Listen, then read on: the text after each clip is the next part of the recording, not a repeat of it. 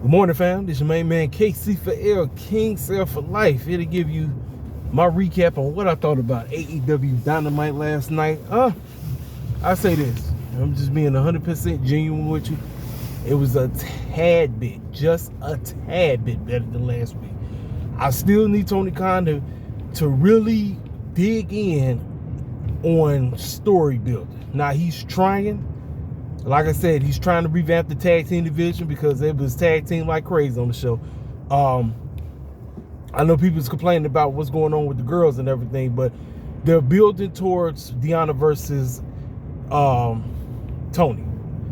That is what they're doing. And Tony, like I said, she's a complete clown. That girl is a clown out this world. And she using the mess out of what's that food? Luther, whatever his name is. Yeah. And she's really doing this, like I say, this 1950s and Marilyn Monroe gimmick. I'm telling you, they really playing the mess out of this, you know. Now, as trying to get Deanna over as a babyface, that might just be the thing that's kind of hindering things moving forward. But obviously, she can't be a heel right away. We know she's gonna be one, because that's where she flourishes the best. I remember watching her in Impact, aka TNA, and that's exactly what she did. She dominated as a heel, and that's like, she got you to a place where you genuinely just wanted to see her lose. Now, speaking of Deanna, I don't think I spoke on this, but the other day, everybody and their grandma was hating on her. She posted some pictures of her on the beach, I guess, and fools, just like they always do, just started hating on her like it was crazy. Hating on her, body shaming her, talking all kind of bull job, you know, the typical IWC losers that they are. And so she posted a picture and she said, yeah, I cried, but the girls in the back basically said they got my back, and I gotta understand what my worth is, and I don't give a crap what anybody has to say about my body. You can body shame me all you want, but this is who I am. And she's right. That's why I say I don't get these losers that y'all acting like you I don't know. You acting like you either never talked to a girl before, you never seen a woman before. I don't get it. I don't understand it. To me, it's just lame. It's lame behavior. And the fact that she had everybody and their grandma coming to her defense was just great. That's what I like to see. I like to see everybody come, you know.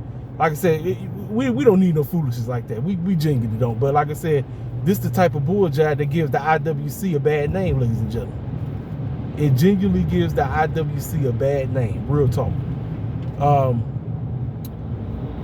What else transpired? Oh, the opener. Now, listen, Dustin, when he ain't trying to find a way to get busted open and he has the correct dance partner, Dustin can give you a great matchup. And the fact he did it with the man himself, the TNT champion. Christian and Dustin Rhodes opened the show. And my goodness, man, this match started off slow, but my goodness, they literally made you think that Dustin Rhodes was about to walk out with that TNT title. Now, everybody in grandma, we're not stupid. We know dang well he was losing it, but they made you think he was genuinely going to lose that thing. And I got all kudos. Listen, these dudes are in their 50s. Dustin, they in their 60. And I'm like, they are showing the young cats, this is how you do it.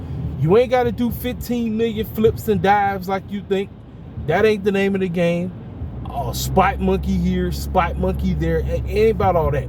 It's about genuine knuckling up in that ring and showcasing, all right, let's see who the best wrestler in that ring right now. And boy, they did it. Now, yes, there was a lot of cheating going on. You had Nick Wayne out there trying to help Christian roll that man up. I mean, just they, cheat their behinds off. But again, that's the typical heels. That's what they do. But yeah, Dustin and Christian had a very good opener. I liked it. I genuinely liked it. Like I said, this is what I would have done. I probably would have opened the show with Swerve. Let Swerve get whatever he needs to get off his chest. That's what I would have done. But Dustin and Christian, they came to play. They came to play, and I liked it. I said like I said, it started off slow for me, but as time picked up, I said, man, they cooking. I said, these old cats are cooking. I said, man, they showing the young cats, listen, this is how you do it. You ain't got to do 15 million flips and dives and spot monkey this, all that. You ain't going to do all that. This is how you do it. And I liked it. I genuinely liked it, with all the food, we're saying all that. Christian got the victory. He wasn't losing his championship. You already know that. Luchasaurus is out there just looking like a pawn, like he is right now. So backstage, Renee is talking with Mr. Swerve Strickland. And he's pretty much said what he said. I'm going after that championship. However, I got a certain cat named Hangman who seems to be very obsessed with me. He seems to be mad because I beat him twice and he can't beat me. You know, let's check this out. But who's to say that the Most High himself would open up the clouds and actually challenge Hangman? Hangman actually might have a chance, but he still wouldn't be able to beat me. But at the end, in the meantime, Samoa Joe, you know I'm coming for you. That championship is mine. That's all that matters. That's all that matters. I'm like, they playing it up. I genuinely believe a triple threat is coming, ladies and gentlemen. I believe that's where we heading. I believe that. I don't know if it's going to be the match. I don't think it is, because they hyping up the mess out of Sting or whatever. But I think the matchup for the World Championship at Revolution is going to be Sting. It's going to be Hangman versus Swerve versus Samoa Joe for the AEW World Championship. I believe that's what we're going heading to. After that, we got. I want to say this is when the tag team match took place. I want to say this is where we got the Martin Brothers versus what you call it now? Private Party. And all four cats did great. All four of them did well. They did. I thought, you know. And like again, this is what we need to get to. It's time to revamp that tag team division. And later on, we got the trios match for the 6-man tag team titles. Now, a lot of fans are basically saying, it's like, if we're going to keep doing this, you might as well just unify the trios and the 6-man. It really makes no sense of having two sets of 6-man titles and you're not doing nothing with one. You feel me? Jay White and his boys, they got it done. They beat Gates Agnew. They won. And they are your new 6-man tag team champs. And then that's when Daddy A, Anthony Bowens, and Platinum Max walked out. And they was talking about, hey, let's scissor and everything. I said, no, that's not no scissor. How about let's get it on and let's see who is the best. And you put them doggone trios titles on the line and we see who really is the best. Therefore, boom, you put them things on doggone Jay White and them, let them run around with all 6 of them. You feel me? What else happened? The women. Okay, so we got Deanna versus Anna Jay. Let me tell y'all something. I told you where I feel about Anna Jay. Anna Jay is in a place right now where I personally believe things are going to really fly off the radar for her once Tay gets back. Because the matchup I've been wanting to see, or the storyline I've been wanting to see, is the two of them.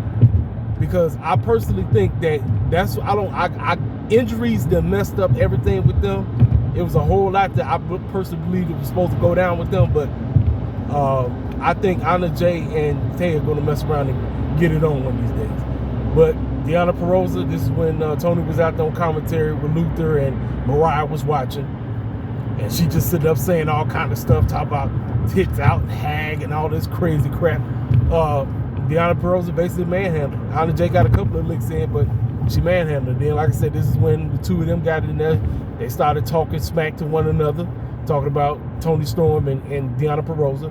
And like I said, they're pretty much building towards their matchup that's going to happen. So then we got a sit-down interview with the Vince McMahon Young Bucks. That's what I'm calling them. I'm calling them Vince McMahon Young Bucks because they got his mustache. They're acting like him. They're trying to embrace all the bull jive that they basically put themselves in, if you get my drift. If you genuinely get my drift, they're trying to quote-unquote embrace all the bull jive that they put themselves through. They're trying to quote-unquote claim, yes, we're the EVPs and we do what the heck we want to do. And they explained exactly why they want to go after Sting and them.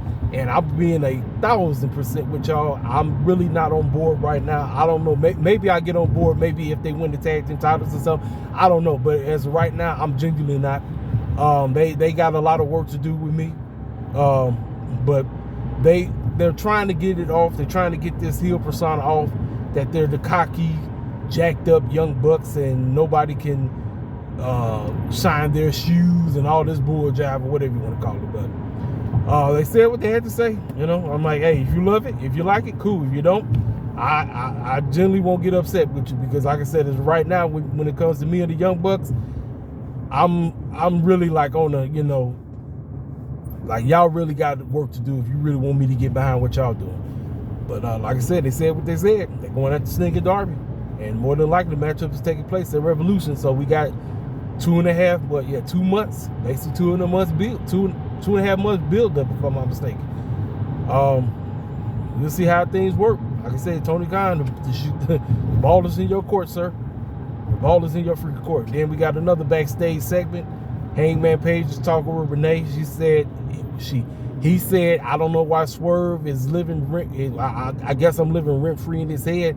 Yeah, he may have beat me, but I don't know why he's still talking about me and all this bull job. I care less about him. I'm going after Samoa Joe. Triple threat, ladies and gentlemen. It's going down. You might as well pencil it in. That's what we're getting. What else transpired on this show before I get to the main event? Some I'm forgetting, but